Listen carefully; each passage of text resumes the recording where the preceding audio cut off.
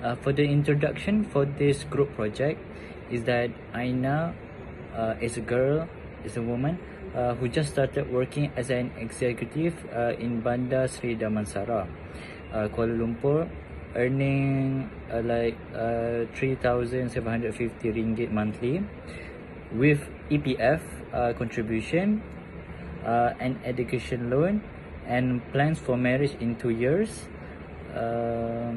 She needs proper financial planning. So the key areas of this group project includes financial planning for savings, loan repayment, accommodation, transportation, insurance slash takaful, investment, and retirement planning. Proper money management will help Aina balance her current needs with future goals and ensure long-term financial stability. Okay, so for the amount of savings for emergency fund that Aina has to collect is that for Aina estimate monthly living expense right now is 2,200 ringgit, and for the emergency fund guidelines is 3 to 6 months of expenses.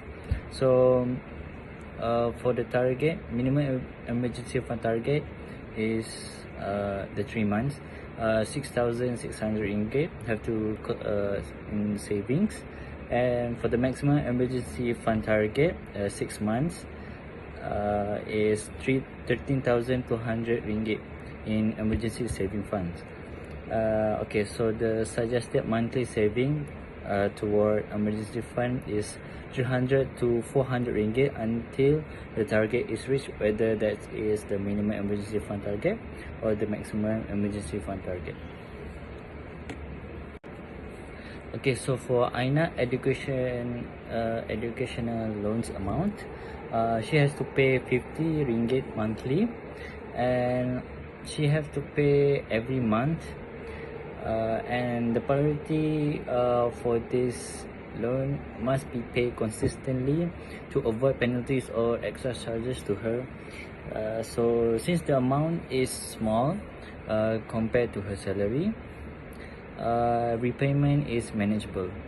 So for example, if Aina incomes increases in the future, she may consider paying extra to shorten the repayment period. I am Noriana Hamli. I am going to present to you about amount that Aina should save for her future wedding. From the case study given, it stated that Aina plans to get married in 2 years. So she needs to start saving now. A simple weddings in Malaysia usually cost about 20 to 30K. So settings about 24K as her target is reasonable. This means that she must save around 1,000 for about 24 months or 2 years.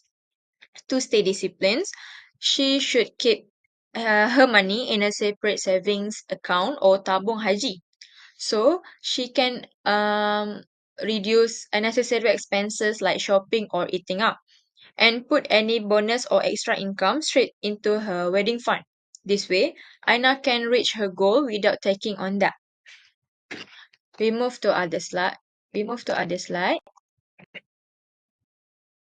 Besides savings for her wedding, Aina also have other responsibilities.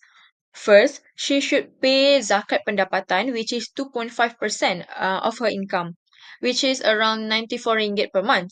This fulfills her religious duty and brings blessings for her. Next, she should support her parents with 200 to 300 monthly, which is both a cultural responsibility. Lastly, Aina should set aside around 100 to 150 for emergency and personal growth. By balancing her wedding savings, religious duty, family support, and personal growth, Aina can build a stable and meaningful financial lifestyle. Assalamualaikum and hi everyone. So this is my part. My name is Aina Adriana. So I'm gonna present about the location for Aina to stay. So we have suggest that Aina should stay in Sphere Damansara and rent a small studio. Okay, the reason why we choose this location is because of the location. Sphere Damansara itself is strategic place and near MRT Damansara Damai. It's only about 16 or 17 minutes walk away. It depends actually on how fast that I now walk. So the second reason is the renting cost is 1,250 ringgit per month. And so why we suggest a small studio is because it's affordable and it kind of um the third reason is why we choose this location is because it's near many shop slots such as Walima Bistro, Kedai Muncik, Prima Damansara and 99 Speed Mart so that she could buy some groceries nearby just like a 5 minute walk. So yeah, it's convenient or Aina. So next is the transportation. So we have three options. The option one is Aina can walk to Spear Damansara to MRT Damansara Damai from Spear Damansara and take the train to her workplace. The total cost of travel is just because the train is charged only like 2 ringgit. So other in other way also Aina could use and bought my 50 and yeah so in a month she can travel only by 50 ringgit. Option two is Anna could take MRT with feeder bus uh to the MRT itself and take the train to her workplace. The total cost of travel is around 2 ringgit. So 2 ringgit for the train and 1 ringgit for the bus. Uh, Also, if I now have my 50 travel pass, the bus and train will be covered only 50 ringgit per month. So yeah, it's kind of convenience for her as well. So option three is Aina could take a grab car to MRT Damai or straight away to her workplace. And the average cost is 5 to 15 ringgit, depending on the time and the location as well. And also if she use the grab car on peak hour, it will be cost more. Okay.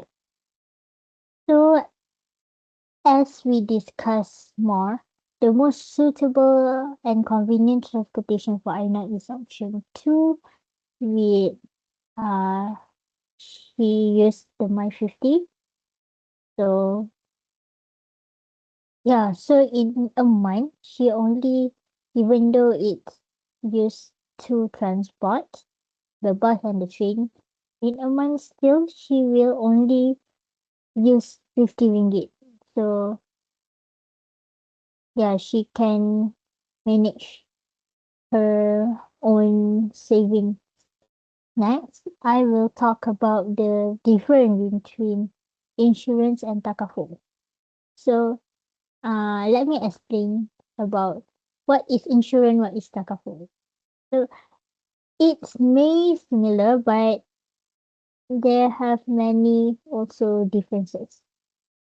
So, insurance is a contract between the policyholder and the company. So like us and the company that we make the insurance with. So yeah. And also the risks will be only one sided. Uh Only the policyholder like us will take the risks if there have any risks in the future. So Takaful is a corporate system. It also based on Islamic principles. So it operates based on risk sharing and mutual cooperation model. So the cooperation model itself is uh they use Shariah's principles. So yeah, this is the three of obvious uh different differences between insurance and takaful. So the contract risk for insurance is only to the insurer or policyholder, but takaful risk will be uh have a real effect to side. So it will be more like sharing the risk, so you don't feel the pressure when it happen. For the relationship, the insurance are only based on the contract, only based on the contract paper. But Takaful is more about cooperative contract. And also, insurance involve elements that are not allowed in Islam, such as riba and gharar. But Takaful is uh doesn't involve the elements the riba and gharar. Takaful is only involve the elements that is allowed in Islam. So between the insurance and takaful, we suggest Aina should take takaful. Okay, why? Okay, I give you the two reasons. It is because takaful itself is Sharia compliant and give the tax relief to Aina. Also, the rates will be sharing and it will not be a burden for her in the future. So that's all for me. Thank you. Hi, my name is Arjuna Putra, and now I will be presenting to you about investment option for Aina. Since she is at the beginning of her career, it's important to her to start planning her finance early. There is three, as you can see on the slide, there is three suitable investment option for her, which are Amanah Saham Bumiputra, ASB, or the Stash Away, and the Private Retirement Scheme, or PRS. Let's start with ASB. ASB is a unit trust fund managed by Permodalan Nasional Berhad or PNB. The unique thing about ASB is that its price is fixed at 1 ringgit per unit, which means the value does not move up and down like stocks. This makes it is a very stable investment for her. And for Aina, ASB is suitable because it is low risk, provide historical dividends of about 4 to 5% annually, and it is perfect for beginners. This investment can help her grow her savings steadily without worried about losing her capital. ASB can be useful for her medium-term goals, such as preparing for marriage or buying a new house. And next, we have Stash Away. Stash Away is a digital investment platform that is licensed by the Security Commission in Malaysia. What it is, what it does is automatically invest money into a diversified global portfolio of stocks and bonds using algorithms. This is a great option for Aina because it gives her affordably entry into the international market. With investment starting as low as 100 ringgit, it also helps her diversify beyond Malaysia and offers long-term growth potential. Since Aina is still young, she has plenty of time to benefit from compounding returns, which makes stash away a strong choice for her future wealth building.